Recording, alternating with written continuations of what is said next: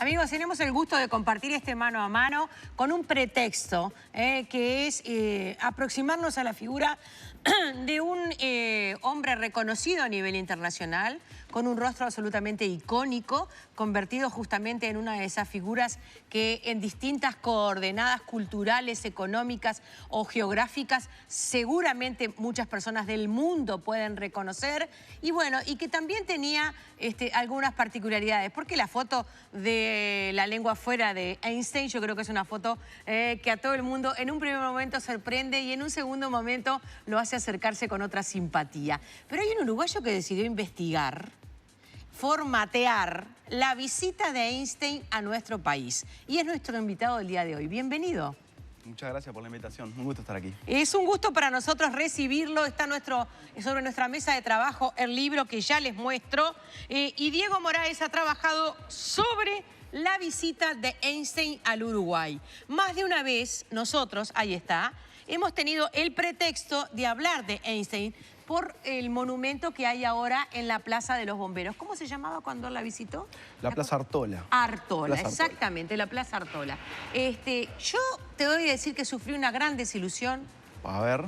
Porque en mi familia circulaba la leyenda urbana de que el encuentro entre Einstein y don Carlos Vaz Ferreira había sido toda la noche.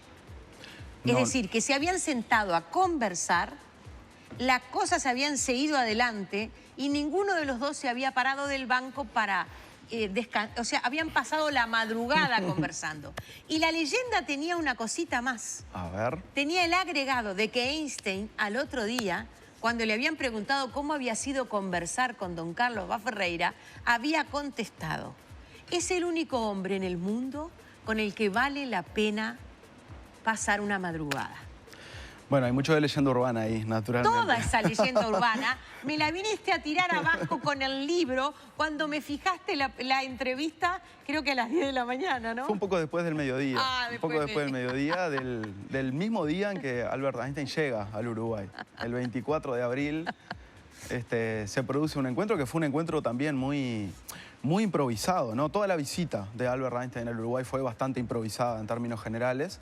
Y bueno, y ese encuentro surgió así también muy espontáneamente a iniciativa de Einstein, ¿no? Eso es una de las grandes curiosidades.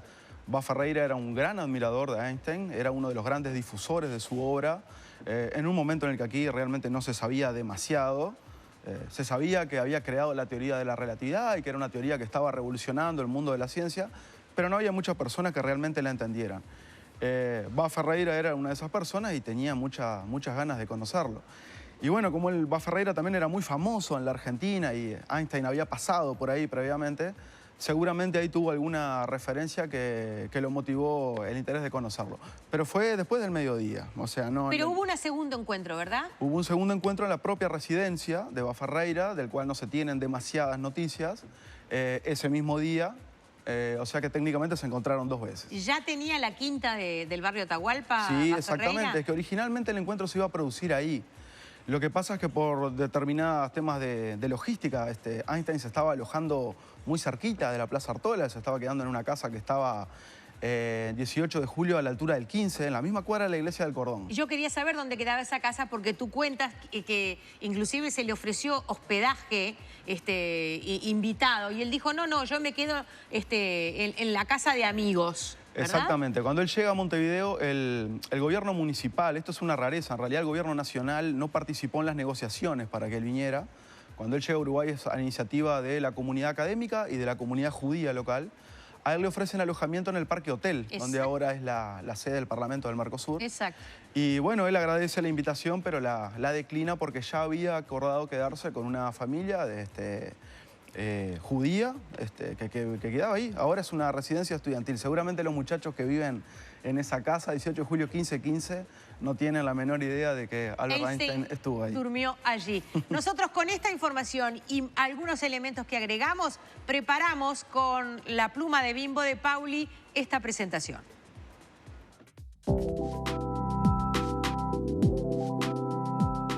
Albert Einstein, considerado uno de los científicos y pensadores más reconocidos del siglo XX, nació en Ulm, Alemania, en 1879. No aprendió a hablar hasta los 3 años, lo que preocupó a sus padres, mas, contrariamente a lo que se dice, fue un excelente alumno en primaria y secundaria.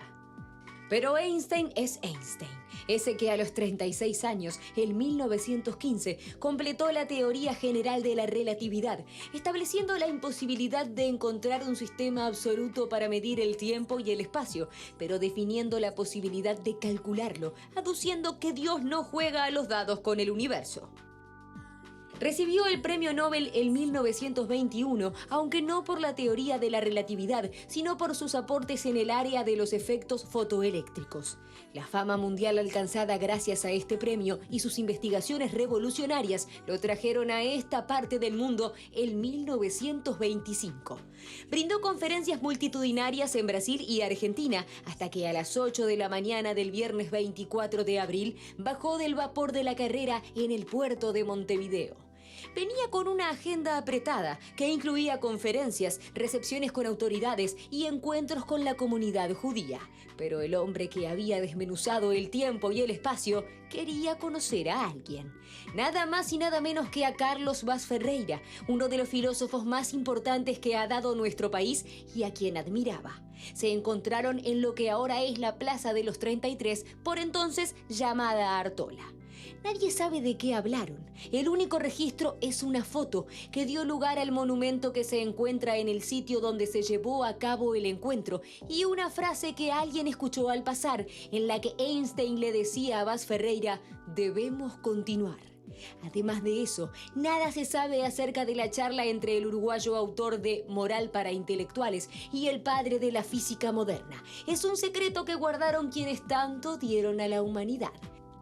El escritor e investigador Diego Moraes entrecruza la información periodística y académica acerca de la semana en la que Albert Einstein durmió, estudió y charló sin peinarse acá en Montevideo, y que si hubiera utilizado ese tiempo para viajar a la velocidad de la luz, podríamos verlo hoy saliendo por la puerta de la casa en la que se alojó, en 18 de julio y Vázquez.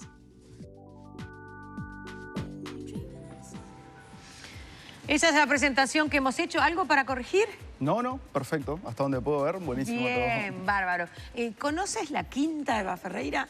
Fui hace muchos entrado? años. Sí, Ajá. sí, hace muchos años. Ahora últimamente no la he visitado, pero sí tuve la oportunidad de Ahora alberga fundación y ya tiene otra posibilidad. Pero yo la conocí cuando todavía pertenecía a la familia y uno de sus nietos estaba allí hospedado, viviendo, bueno, era su residencia. Y recuerdo haber entrado al escritorio, que es una de las habitaciones más grandes, escritorio y biblioteca, por decirlo así. Y recuerdo una serie de elementos que podían llegar a ser atractivos desde el punto de vista científico. Había allí toda una mentalidad propicia para el arte. Pero bueno, nos quedan muchos enigmas en esta historia. Hay unos cuantos. En realidad, en términos generales, y eso fue un poco las motivaciones para escribir este libro, es que me parece que los uruguayos no conocemos demasiado sobre esa visita, ¿no? El encuentro con Vaz Ferreira es tal vez el momento más famoso, el más estelar, un poco también por la relevancia de los dos personajes. Pero bueno, en términos generales no sabemos mucho quién lo trajo, cuándo vino, qué actividades hizo en el país. Él estuvo una semana aquí en Montevideo. Exacto.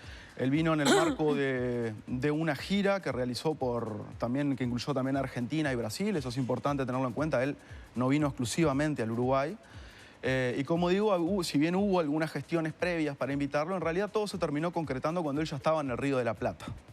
Él pasa primero por Uruguay, hace una conferencia de prensa. Exacto, él pasa por Uruguay y ahí mismo en el puerto, él no se aparta del puerto, estuvo unas pocas horas antes de seguir el viaje hacia Buenos Aires y ahí, bueno, ya recibe las primeras delegaciones que fueron a recibirlo, tanto uruguayas como argentinas, y bueno, y los primeros periodistas, ¿no? Que aprovecharon para hacerle unas cuantas entrevistas y en ese momento todavía la visita a Montevideo no estaba confirmada, ¿no? Un mes más tarde él regresa a Montevideo, pasa una semana por aquí y bueno, si bien fue una semana muy intensa con un montón de actividades y realmente tuvo una agenda muy cargada de cosas, no tuvo nada que ver con lo que fue su agenda en Buenos Aires, ¿no? En Argentina en general, estuvo en Buenos Aires, en Córdoba, en La Plata. Y realmente en Argentina pasó mucho estrés. Realmente pasó unos días muy intensos, muy agotadores. ¿Viajaba solo? Él viajaba solo y eso fue una curiosidad, porque en todos los viajes de ese periodo, ¿no? Hay un periodo que dura aproximadamente 10 años, desde el 22 hasta el 33, cuando él se radica definitivamente en Estados Unidos, en donde Einstein se pasa viajando por todo el mundo, realizando viajes interoceánicos de larga duración, por un montón de razones, para difundir sus ideas, pero también para mantenerse un poco a salvo de lo que era un momento bastante complicado en Alemania para los judíos, ¿no? Y bueno, y en todos esos viajes se lo había hecho en compañía de quien era su segunda esposa, Elsa Lowenthal. Curiosamente, cuando él viene al Uruguay, él viaja solo. Y bueno, como siempre, se empiezan a tejer un montón de especulaciones de por qué vino solo. Hay quienes dicen que seguramente hubo allí alguna especie de distancia entre la pareja, porque un tiempo antes había destapado una especie de relación clandestina que tenía con Betty Neumann, que era una de sus secretarias. Pero bueno, si uno también coteja las cartas que ellos enviaron durante todo ese viaje por América del Sur, tampoco hay allí ninguna pista que dé pie, quiero decir, a esa hipótesis. Nunca lo sabremos, no sabremos cuál es la razón por la que vino solo. Una de sus hijastras tenía pensado acompañarlo para aprovechar ese pasaje sobrante que le habían concedido los organizadores, y por temas de salud a último momento tuvo que renunciar. Así que él viajó solo a esta parte del mundo. Habla del tema judío mucho acá. Sí. Y que la colectividad le ofrece más de un encuentro y cena de homenaje. Tampoco en la colectividad judía, sin embargo, hoy en día se reivindica tanto la visita de Einstein acá, ¿verdad? Hay una cosa que mucha gente no sabe, y es que la comunidad judía le dedicó... hay otra estatua de Albert Einstein en Uruguay que es muy poco conocida, que está ahí en el Parque Rodó, enfrente justamente a lo que era el Parque Hotel, que es un monumento que hizo la colectividad judía en homenaje al centenario de la publicación de uno de sus artículos en donde él plasmó la teoría de la relatividad restringida, espacial, como él le llamaba. Pero sí, la comunidad judía tuvo un papel decisivo en esa visita.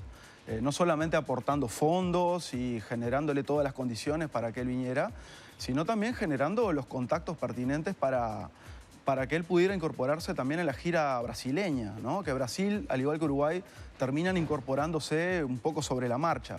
Y bueno, en todas esas actividades la comunidad judía tuvo un papel muy importante. Le realizaron un homenaje que se hizo en el Hotel del Prado, que era en aquel momento también otro de los lugares más importantes de Ese es el monumento del que estabas hablando. Ah, ahí está, ese mismo. Es un monumento muy poquito conocido. Me parece que muchas personas no tienen idea que ese monumento existe, y es un homenaje que le realizó la colectividad judía local. O sea que cuando vamos ahora al Hotel del Prado también estamos pisando las mismas baldosas que pisó Einstein. Nosotros no nos damos cuenta, pero estamos pisando muchas de las baldosas que Einstein pisó cuando estuvo aquí en el Uruguay. Él conoció muchos de los lugares emblemáticos de la ciudad, ¿no? Conoció el Palacio Esteves, en donde se reunió con quien era el presidente de la República en aquel momento, el ingeniero Serrato. Conoció el avance de las obras del Palacio Legislativo, que se inauguró unos poquitos meses, en agosto, el 25 de agosto de ese mismo año.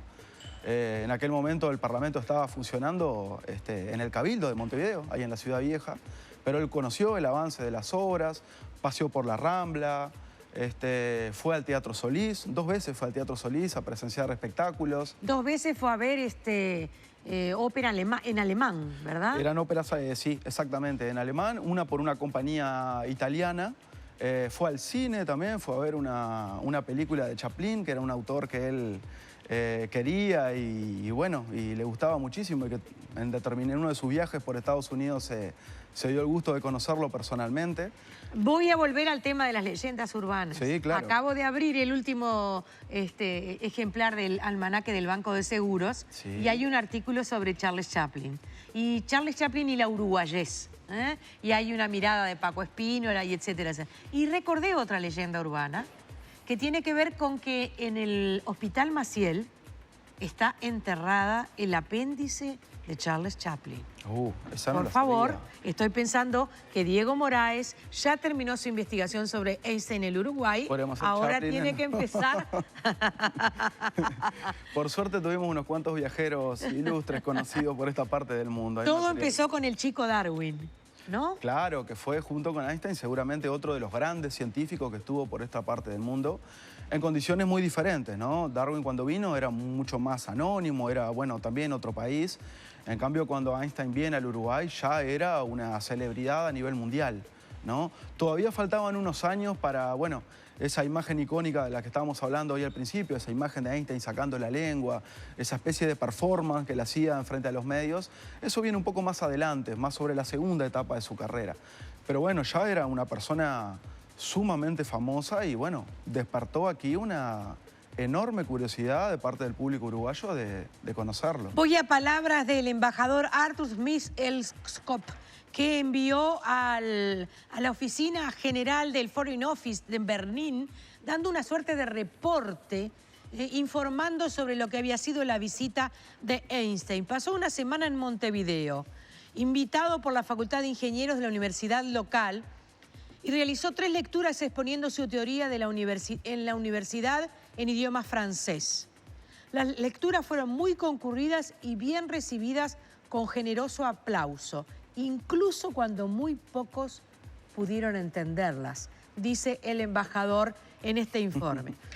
Además, el profesor Einstein fue recibido por el gobierno, representantes académicos, público en general y la prensa, de tal manera que prácticamente ningún otro erudito había sido recibido antes. Él fue el tema del día en la ciudad, en las conversaciones y en los diarios por espacio de una semana. El presidente de la República, los ministros de Asuntos Exteriores e Instrucción Pública y el Senado lo recibieron. El presidente del Senado había sido conocido de Einstein en París y realizó una lectura a propósito de la figura. La universidad le concedió una cátedra honoraria, o sea, es doctor honoris causa de nuestra Universidad de la República. Así es. Tampoco lo tenía presente.